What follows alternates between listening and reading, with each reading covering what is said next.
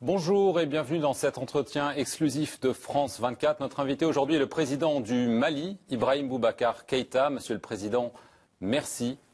C'est un honneur pour moi d'être sur votre plateau. Merci de nous parler à la veille d'un grand sommet à Paris, un sommet intitulé sur la paix et la sécurité en Afrique. Certains y voient une sorte de paradoxe. La France veut que les Africains s'occupent eux-mêmes de leur sécurité.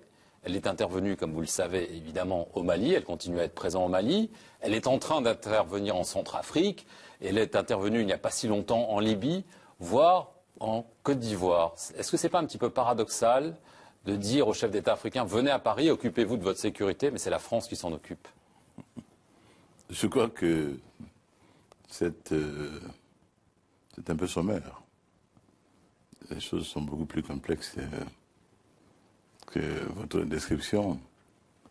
Nous avons avec la France des liens que tout le monde sait, des liens historiques, des liens culturels, lesquels sont toujours les plus forts dans les relations entre deux peuples. C'est donc des relations très importantes qui unissent la France et l'Afrique. Et nous avons cheminé ensemble pendant des décennies. Et cela ne peut pas ne pas avoir un impact sur nos sentiments, nos relations. Il en va des États comme des hommes, vous savez. Et si d'avoir été ensemble dans les moments de joie et de difficulté, l'un d'entre nous se trouve encore en difficulté, mon devoir de solidarité humaine tout simplement, c'est d'appuyer cet ami-là. C'est ce qui se passe. Et je crois que cela est une bonne chose dans ce temps-là où la solidarité devient très très rare. Donc pour vous, la France intervient par solidarité en Afrique? Absolument, par solidarité, par devoir historique également. Pas par néocolonialisme? Oh, je l'ai dit, je ne serais pas ici aujourd'hui pour en être de ce sommet. S'il y avait le moindre relent, ce serait faire une injure à François Hollande quand on connaît l'homme, que de même supposer cela une seconde. Ce n'est pas le cas. Je crois que moi aussi bien que tous les autres chefs d'État, nous sentons à hauteur égale de respiration avec cet homme-là, qui respecte, qui nous considère, qui nous écoute. Et c'est cela qui est important, vous savez.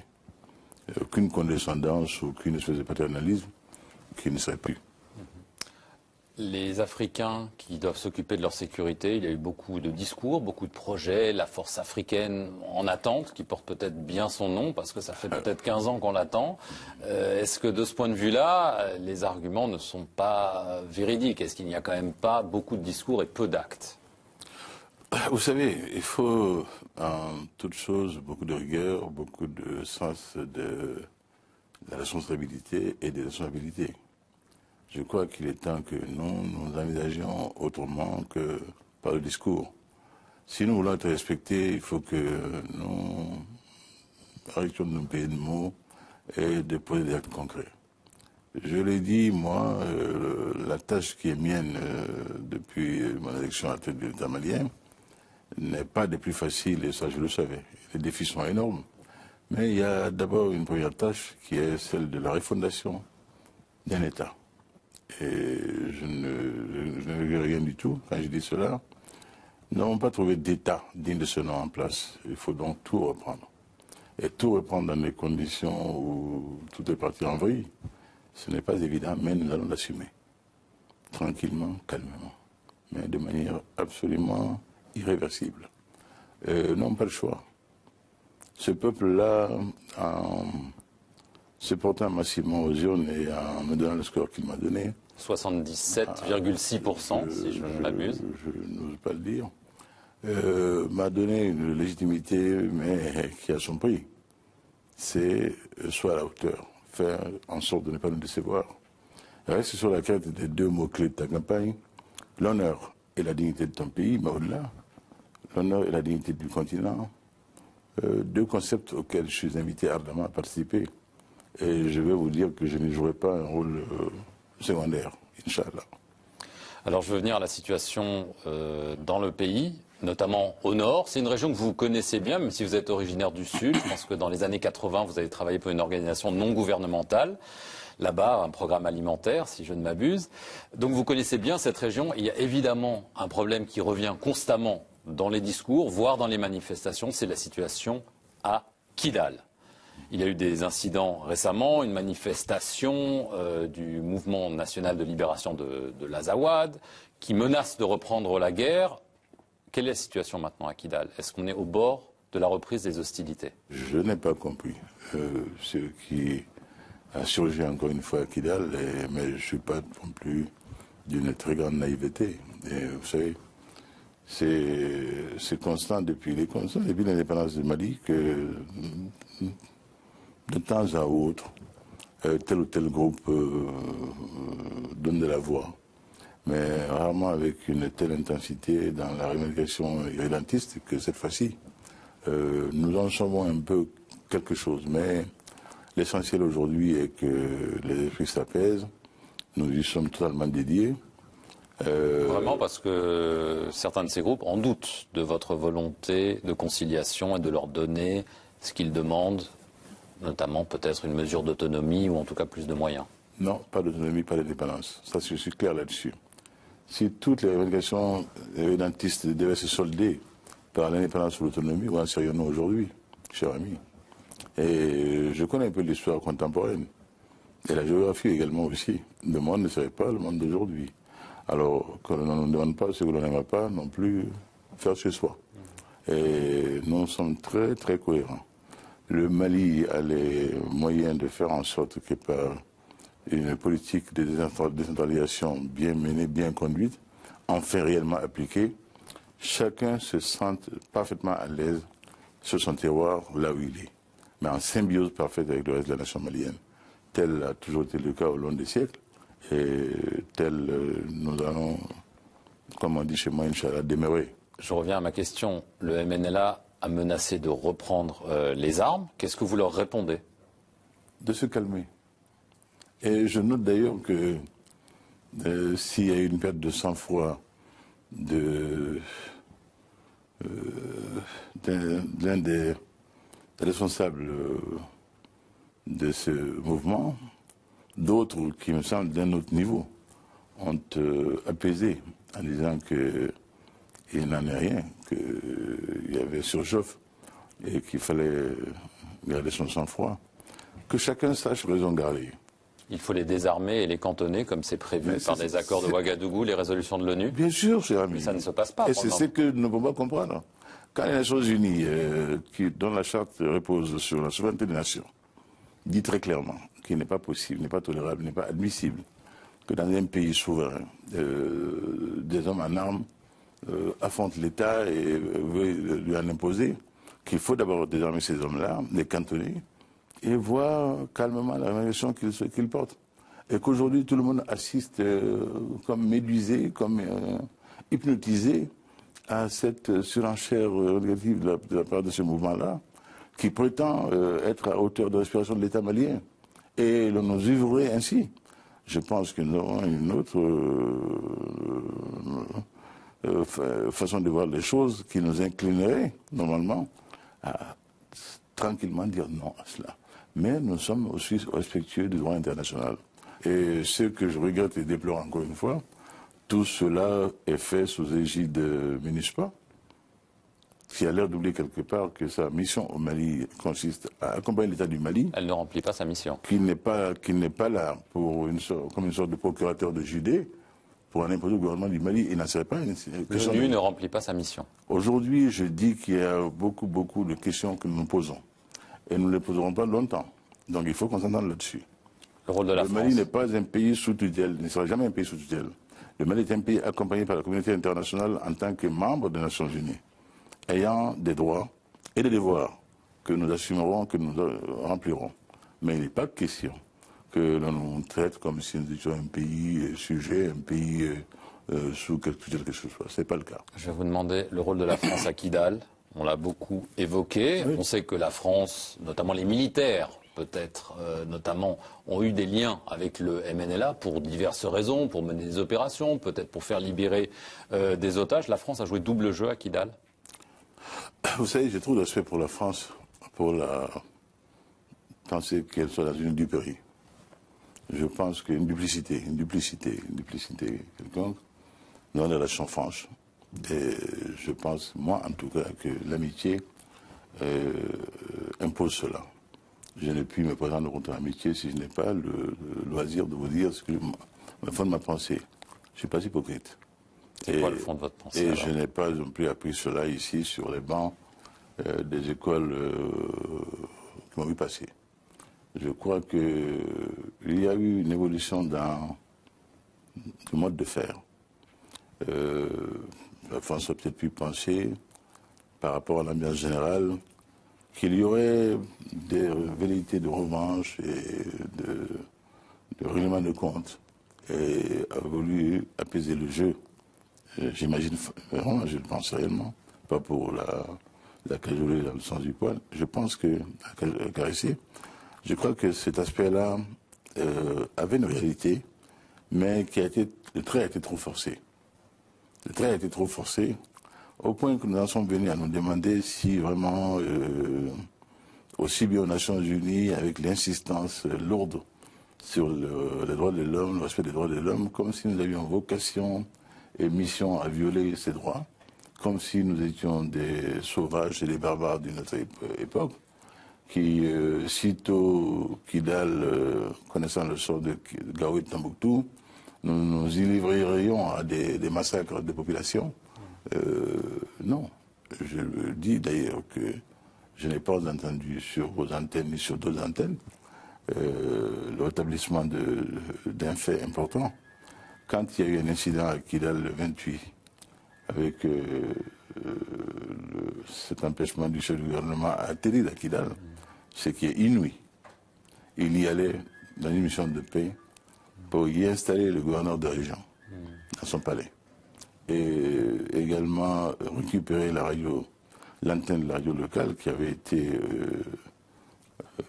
occupée et animée à quelle fin par le groupe armé dont vous avez parlé.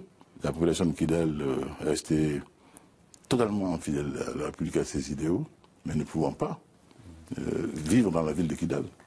Sur Ambéry, Agrissa, grand seigneur de guerre, il règne, chez lequel d'ailleurs sortaient Ghislaine Dupont et Claude Verlon. Voilà, alors justement, ça me permet de faire la transition sur l'enquête en cours sur le meurtre de nos deux collègues de RFI. On sait qu'il y a un suspect, Baye Agbakabo, un trafiquant assez connu, qui vivait, semble-t-il, assez tranquillement à Kidal. Est-ce que c'est lui le principal suspect? Et si oui, où est-il? Oh, cher ami, d'après les éléments dont nous disposons, il semble que ce soit bien lui, l'ordonnateur de cette affaire-là. Mais où il est aujourd'hui, je ne le sais pas. Moi, j'ai ordonné que la justice malienne et toutes nos forces soient en accompagnement et également en procédure de recherche de la vérité et de faire en sorte qu'avec la justice française, de concert, nous fassions la lumière sur cette tragédie qui m'a heurté au plus profond de mon être, je l'ai dit. Et je n'ai pas l'habitude de feindre ce genre de sentiments. Je ne peux pas comprendre que les êtres innocents, qui sont en mission d'information du monde, soient aussi sauvagement enlevés et abattus d'une manière aussi barbare et lâche. Mais, je l'ai dit aussi, s'ils sortaient de la maison du préfet, qu'aurait-on dit? Qu'aurait-on dit depuis? Ils sortaient de la maison de M. Ambéry Agrissa, lequel a dit de manière absolument ahurissante, insolente et inadmissible, quand votre confrère de notre maison l'a interviewé, l'a interrogé. Mais vous savez, monsieur, c'est pas la première fois qu'il y a des assassinats. Nous-mêmes avons été souvent assassinés. J'attendais de cet homme-là au moins un moment d'humanité. Est-ce que vous pensez que lui ou d'autres notables ou le MNLA a une complicité dans ce qui s'est passé? Les enquêtes diront ce qu'il en sera, ce qu'il en a été. Je n'accuse personne, je fais des constats, avec capacité d'analyse que tout le monde a d'ailleurs, mais que certains se refusent à faire. Mais vous êtes troublé par son rôle. Est-ce qu'on ne le serait pas pour moi? Je pose la question. Est-ce que la France, par la situation qu'elle a créée à Kidal, à savoir ce flou autour des relations avec le MNLA, a créé un climat qui a peut-être amené à ce drame? Non, vous savez, les mots pèsent. Les mots pèsent. Je ne peux pas accuser un pays auquel mon pays doit être dans la position où il est aujourd'hui d'une telle duplicité. Je ne le crois pas. Mais peut-être au regret d'avoir laissé un climat s'installer. Les forces servales nous ont aidés, nous aident encore. L'approche de la question de Kidal, dès le départ, n'a pas été peut-être bien jaugée, bien mise en place, parce que nous étions en train de libérer l'ensemble du Mali, force conjointe. Force conjointe. Et je dis l'armée malienne n'avait pas à rester en arrière. C'était une suspicion qui n'était pas légitime et qui nous a choqués. Et nous avons le droit de le dire, et je le dis. Donc si l'armée malienne avait été à Kidal ce jour-là, le drame ne se serait peut-être pas passé. Je ne peux pas, nul n'est Dieu le Père. Mais je suis certain d'une chose, c'est que 4 checkpoints franchis à l'aller et au retour, je suis à peu près certain qu'au moins il y aurait eu des coups de feu. L'armée malienne n'aurait pas laissé faire ça. Cela est évident. Je veux en venir au rôle d'un autre personnage dont on entend parler depuis des années, le leader d'Ansardine, Iyad Agrali. On a affirmé qu'en échange de la libération des 4 otages français qui avaient été enlevés à Arlit au Niger, on lui aurait accordé l'immunité, l'impunité, alors qu'officiellement il est recherché par Bamako. Qu'en est-il? Je ne crois pas du tout à cette hypothèse-là. Vous savez, la science-fiction, c'est surtout science-fiction, bon, les gens peuvent dire ce qu'ils veulent là-dessus, mais je pense que nos amis français sont des hommes d'honneur. Moi, je crois à ce que nous disons, ce que nous échangeons, et je ne le crois pas dans ce genre de calcul. Non, c'est trop petit. La France n'est la France que quand elle est grande. Oui, mais la France avait besoin de libérer ses otages. Il y a aussi des levées de mandat d'arrêt contre 4 leaders rebelles du Nord. Pas au pays de la morale et de l'éthique, je ne crois pas.